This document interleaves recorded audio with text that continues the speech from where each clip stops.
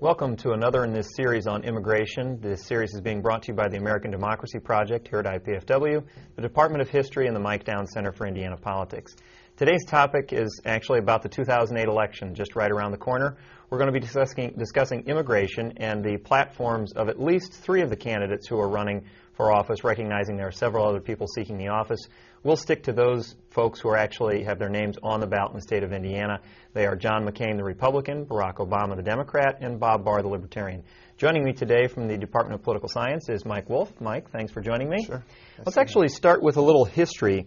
Early on in this campaign, it looked like immigration was going to be a huge issue, and it's sort of fallen off the radar a little bit. But how big an issue was this in 2000 and 2004?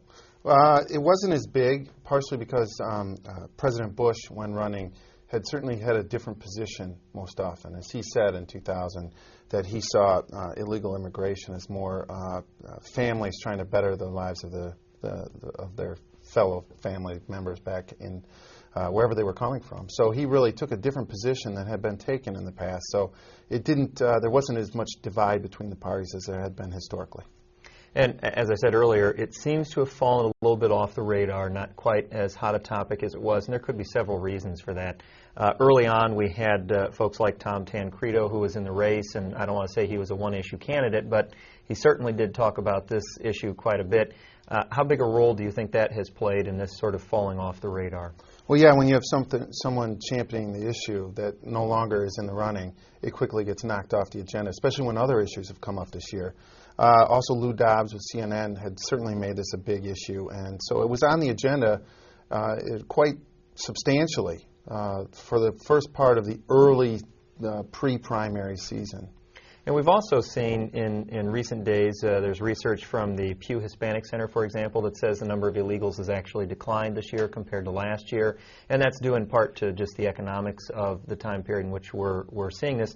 So do you suppose that that's part of the reason we're not seeing it as an issue as much? Well, immigration, typically illegal immigration, has been an issue of supply and demand. And when the economy slows down, so too then does the opportunity for that. That's at least one of the things that Pew said in their study. And they found actually that legal immigrants to the country had outpaced illegal immigrants for the first time in quite a while. So that is certainly one. Also, I think the reaction probably and the difficulties that have been put in the way of making it have probably played a role there too. And really, when we're talking about the supply and demand issue, if one of these programs dealt with economics, and if you go back in time, you can actually see that it's often been an economic issue that has driven attention to immigration policy. As people are watching the show today, they'll actually end up seeing a number of editorial cartoons on the screen that deal with immigration, some of them very specifically about economics, like the one that was just up a second ago, some a bit more general, like the one that's up right now. A third reason that it could be that this is not the issue, or at least not one of the main issues that we're hearing about now, is this really an issue that has sort of a broad spectrum appeal, or is this something that appeals to a fairly narrow segment of the population? Well, it has both. I mean, it's usually something that certainly is held closely by particular people as their number one issue. In a Mike Down Center for Indiana Politics poll, when the people in the state of Indiana were asked what's the most important issue, 5% of the people said that, even in this difficult economic time. So there is a certain amount of the public that this is the number one issue.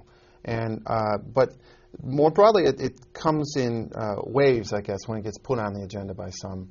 And I think early on, both parties struggled with this in the pre-primary stages, and because the debate started so early, I think, in this election cycle, it got out there, especially when it was hot, and had an influence on things. If we think of, interestingly, a year ago tonight was when the Democratic debate occurred, and Hillary Clinton, who was seen to be the sure thing candidate, tripped up for the first time in the debate, and it was on this very issue. When asked whether the state of New York should give driver's licenses, as the governor had planned, or not, to undocumented workers, and she kind of took both sides of it and really left an open spot for her opponents to go after her and change the media kind of rhetoric about the situation. So it has played a large role in some ways, and I think it's a broad issue, especially when it's put into context, as some of these cartoons certainly have done, of looking at the ideals in the United States. I mean, up there we saw the Statue of Liberty, and for some people, give me you're tired, you're poor, and et cetera, means openness to immigrants. We're a nation of immigration, and that's part of our ideal. But at the same time, so too are ideals of law and order and of playing the rule of law, et cetera. And so those things conflict. And so I think it ebbs and flows, but there's certainly a public that's always interested in it. This is also an issue, though, that doesn't neatly fall on party lines. I mean, you have some Democrats who are very much in favor of open borders, open access, that quoting the Statue of Liberty as you just did, let everybody come in. And you also have Democrats who will say, look, if you came here illegally, that's still breaking the law, and they believe that the law should be enforced. You have Republicans who are in favor of open access, whether it's for economic issues or other reasons. That really sort of complicates the issue, doesn't it? It's not easy for a candidate to say, this is my position on immigration, and make the bulk of their party happy. No, certainly not. And a lot of it's broken down by region. So people in the Southwest that face this issue more, and you have states that are very, very much strapped, in a sense, because of education or social services that they're paying for an additional population of undocumented workers that are going to the federal government and saying, we need help. And at the same time, you have large cities who, in a sense, like Mayor Bloomberg of New York, was very out of the mainstream of his party, in a sense, trying to say that this is okay, it's good for the economy of New York, and to not have this. It's in addition, we've seen some remarkable things this year, and the reactions to them that don't fit along party lines. So the issue hasn't gone away. The major raid on an Iowa meatpacking factory, for example, had very different reactions by different politicians in Iowa and outside of Iowa. And so the issue really cuts across, I think, some of the partisan divisions. And really, you mentioned it's regional, so people automatically are going to think of Texas and California and Arizona. But this is an issue that can be regional even for landlocked states like Iowa, like some other middle American states. It becomes more of an issue for them as well, doesn't it? Here in Indiana as well, some of the manufacturing industry, certainly the RV industry, it's an element there of documentation versus not documentation. So it's a big issue across the board, and as well how people decide to engage it. Is this just strictly a federal issue, or should there be some sort of local police response? And it's also, as you mentioned, a little bit strange, the people. You would think maybe Democrats in the Southwest would be aggressive against that. That's not the case in New Mexico, where Bill Richardson, the governor, is a little more open. Or John McCain, the presidential nominee for the Republican Party, is much more open about comprehensive immigration than the more security-oriented position of most of his party. So even when we talk about that, it cuts across in it's kind of strange ways. Yeah, and you're right. It is at times a state issue. In the Indiana General Assembly this last session, there were multiple bills introduced regarding immigration, and a couple of them had some traction. They got hearings. They moved along. Many newspaper articles written about them. So it is not just a federal issue, but also ends up being a state issue as well. Some states saying we've got to act because the federal government's not acting. Well, let's move back to that bigger picture. Let's go and talk about now those the party platforms. Mm-hmm. We are, like I said, we're going to talk about Republican, Democratic, mm-hmm. and Libertarian platforms. Although there are other candidates out there. Ralph Nader is a write-in candidate in Indiana, again, for example. The Constitution Party's on the ballot in 37 states or something like that. We're going to stick to just the big three there. They've all addressed immigration in one way or another in their platforms, haven't they? Yeah, and I especially concentrate on the Democrats and Republicans. It's remarkable by looking at how they just even couch the terms and how the candidates even on their own websites couch the terms. John McCain's website talks about border security with this issue and then leads into the immigration issue generally. And that's different from the overall immigration approach that Barack Obama and the Democrats take. And they kind of sequence things differently when they talk about them, especially what is the crackdown on employers, for example, versus just the crackdown generally of border security becomes a key kind of component in differentiation. Do you think, I know at the RNC, at the Republican National Convention, you didn't really hear a whole lot from candidates or even any of the speakers. Why wasn't there more about this? Tancredo, Republican, who he was never really a front runner for the race, but he certainly was included in the early debates. Don't you think there would have maybe been a bit more of a nod there? There would have been, except for John McCain was very unpopular with conservatives based on this issue. He had earlier, after his 2000 seemed to be maybe too moderate for his party to win their nomination, made calls and moves to the right on cultural issues, etc. But he had staked out a position and wrote legislation with Ted Kennedy, liberal senator from Massachusetts, about immigration reform that certainly put him at odds with most of his party in the Senate and on Capitol Hill.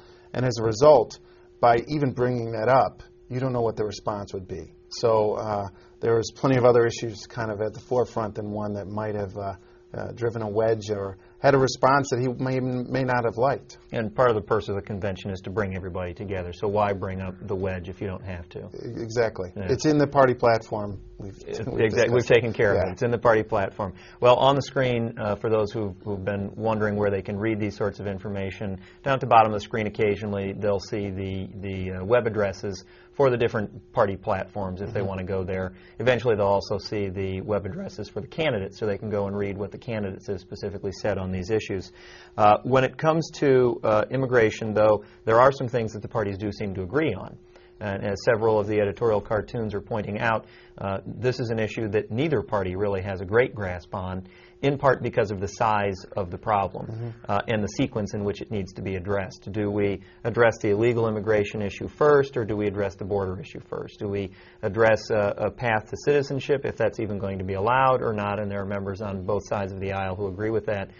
When it comes to what the platforms have said, if you had to pick a first issue that they seem to both agree that has to be addressed first, what do you think that one issue is? That's the easiest, is the border security, beefing up border security. Even the Democratic platform calls for 20,000 additional, the border security officers or something. So that is the first thing to put out there, because that is certainly what people more vividly see.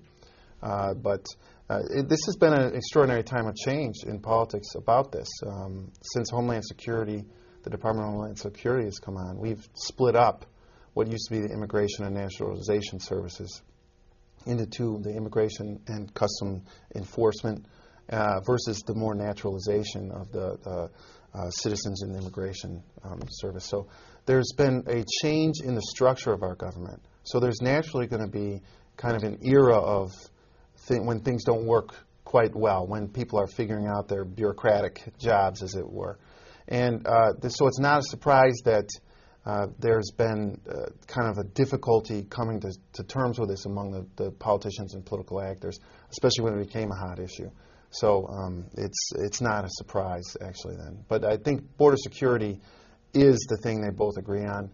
The big difference is that Democrats see them comprehensive, that you should pass border security as you pass things like changing in naturalization process, how to deal with the 12 million people here undocumented. What's the process towards it? That you deal all of them with them in one comprehensive piece of legislation. Actually, John McCain had been for that too, and President Bush, and they were outside of the mainstream of their party. And the Republicans really looked to have a sequence to begin with border security, and then we'll deal with the rest. That's the triage kind of approach. So that's the difference, I think, generally. Now, both of the party platforms talk about some expensive items, whether it's continuing or finishing to build the wall down there, whether it's hiring new troops, whether it's new technology to aid the officers who monitor the border. Those are all expensive. That's not going to happen for free.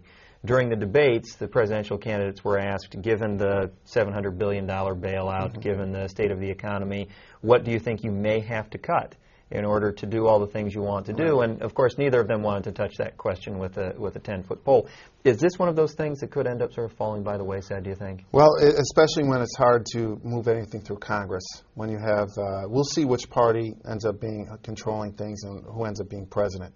Likely the executive branch will be more able to singularly put a voice to this. when you have such a difference in opinion among voices in Congress. It's very difficult for them to look at this and say this is the most important issue, and then put together something that makes sense via legislation.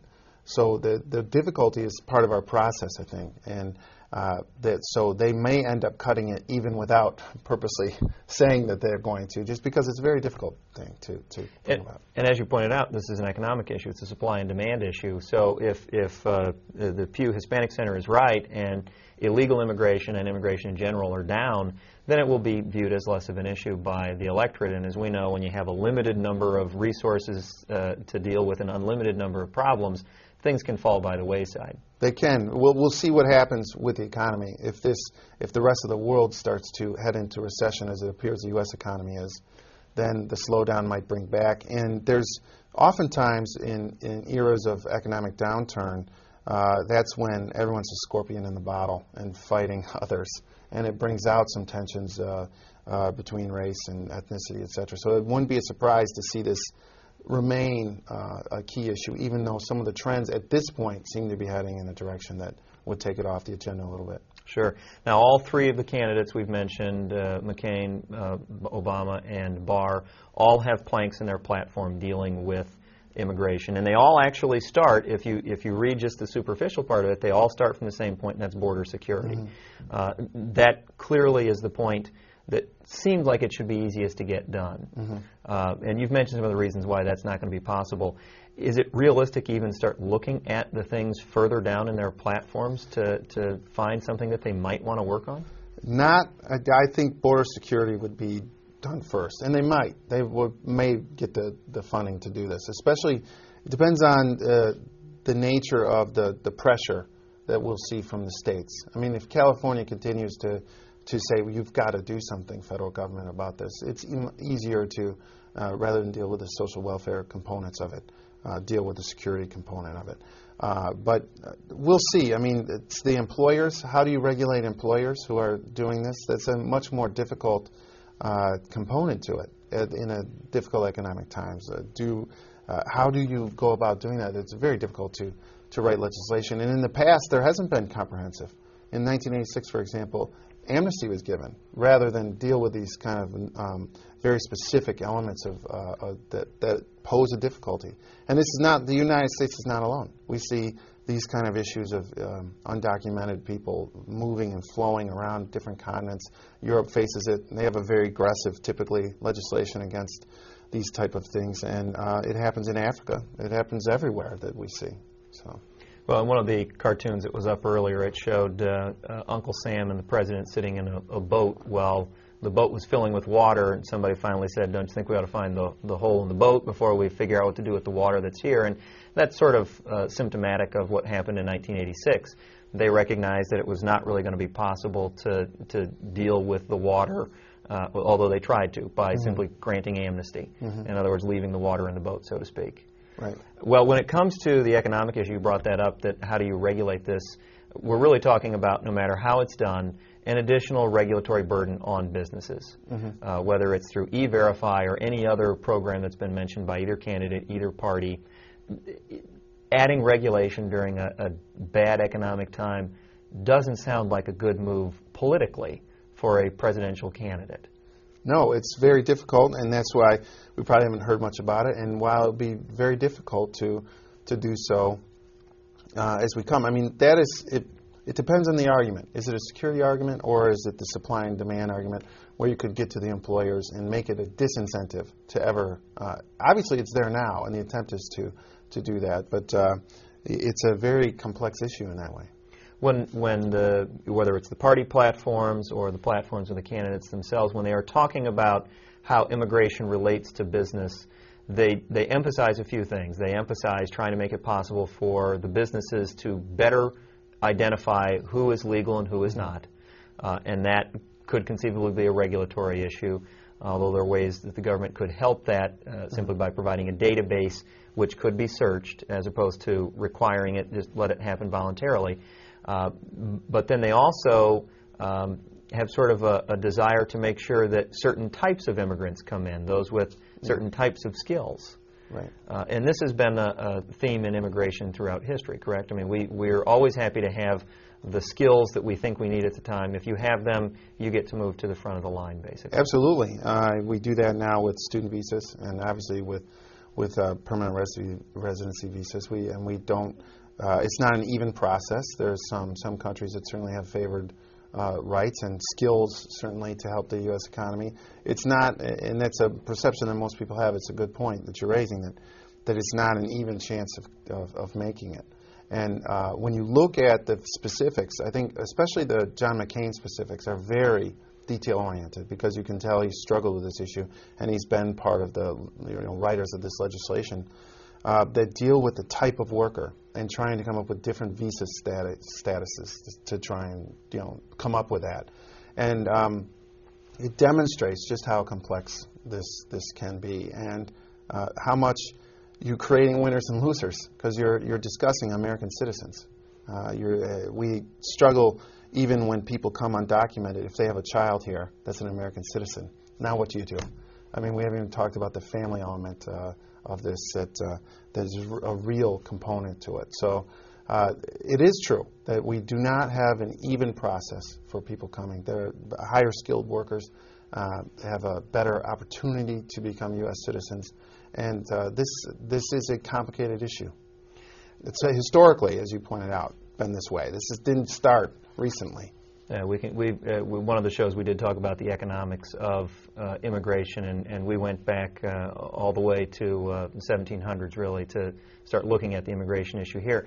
As far as economics are concerned, you brought up McCain's plan, and he is very, very specific. He talks about raising certain quota levels or allotments based on things that are happening in the economy, whether it could be tied to economic indicators or not. Right. And he is also pretty thorough in discussing the need for also low-skill labor, though. Yes. Which is the other side of this economic equation. Right. And so when you're talking about we want the workers with those really good skills, when it comes right down to it, we also want the workers who are willing to do the jobs a lot of other people don't want to do, don't we? Well, and that's his narrative that he raises in this, that he says, really, these are the people who do much of the work of the United States, and we don't want to mistreat people. So it's not only his very specific type of visas that he points out and the type of legislation, it also has to deal with his narrative about the topic and treatment of people fairly. Well, let's go back to this issue of treating people fairly, or let's continue on with that. Both the Democrats and the Republicans in their platforms talk about the rule of law. They're very clear, and I think that's probably trying to send a message out to the voters that they agree. If someone has broken the law, they've broken the law. Mm-hmm. And those two parties, whether it's the Republicans or the Democrats, they respect that, they recognize that. Do you think that there is one that is maybe more interested in enforcing those laws more strictly than the other party? Do you get anything like that out of their platforms? They do seem to. The Republican platform seems to suggest that if there is going to be a process of naturalization for people who are here undocumented, that they go to the end of the line, that they do not, in effect, get benefits. And even, as we've seen, the discussion of people having to leave to come back. Whereas the Democratic platform seems to suggest that the naturalization process and learning of English and some of the other elements and paying back fines are an important point, but they don't sequence it quite as stringently as the Republican platform does. The editorial cartoon that was just up on the screen sort of emphasizes the difficulty of this particular issue, where it shows a sign that says, warning, entering the United States without a visa is illegal, and then the next one says, warning, it's really, really illegal, and that's what happens after Congress acted as opposed to before they acted. We haven't mentioned the Libertarians much, and I want to bring them up for just a second, because you mentioned the issue of people being born here. So if someone has come here illegally but their child is born here, then we'll recognize them as a citizen because they were here by birth.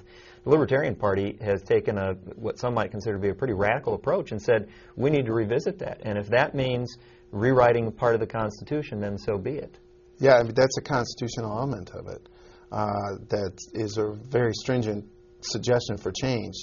It's not something Congress can just take up and pass legislation to undo. When somebody is born here, natural-born American, and the conditions. So we see whether that would get enough kind of progression. It's a very difficult thing to amend the Constitution. But there are people certainly interested in this issue when it's hot. And if something triggered this to move to the top again, we might really see maybe a move in that direction. Whether we see a libertarian as president leading the charge is another issue. Not to say Bob Barr doesn't have a fighting chance here, but it's a position that is very, as you mentioned, constitutional rather than legal, and probably we'll see whether the other two parties would move in that direction. I think mostly they're typically not going the constitutional route. Mm-hmm. Well, because it is so difficult to do, as you pointed out. It is, and I mean, both of the platforms of the Republicans and Democrats also talk about this difficulty of families that we don't often think of. If you deport undocumented parents of a child who is now an American citizen, what does that leave for states? What does it leave for just families? And so they address that as well. But the easier answer would be the libertarian answer. Whether that's things that we want to be doing as Americans is what's under debate. And whether you're talking about immigration in general or whether you're talking about refugees, a lot of United States policy regarding immigration does deal with at least some sort of an attempt to try and keep a family unit together, in part because we think that's very important here. There are a couple of other things that may end up influencing immigration, may not. One of the people in the audience here has asked that if the new FISA bill may actually be playing a role in this encouraging of or discouraging of immigration here right now, given that there's recent evidence of wiretapping or listening in on phone calls that might maybe discourage someone from coming in. Do you think that that's playing much of a role here, or the folks who are trying to get here, that's not the sort of thing that's going to change their mind? Well, it's a good point. It's one that we probably can't get to the bottom of, but certainly that would fall under the FISA rules here, to be listening in on those type of, at least as the executive branch is doing so right now. So that might be a discouragement about getting apprehended for being here.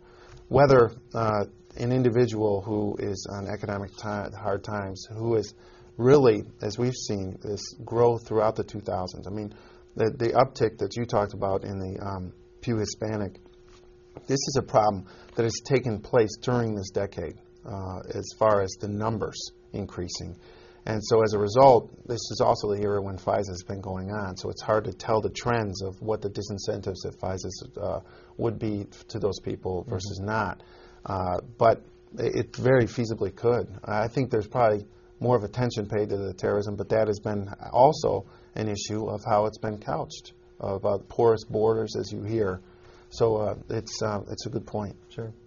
Well, fortunately we've been flashing on the screen for folks to see the URLs for the party platforms, the URLs for the campaigns themselves, so people can go check them out for themselves. They can see those similarities that exist, like the desire to address border security. They can find those differences, the detail that exists in those plans, and we hope that people will do that before they head out on Tuesday, November 4th, in order to vote.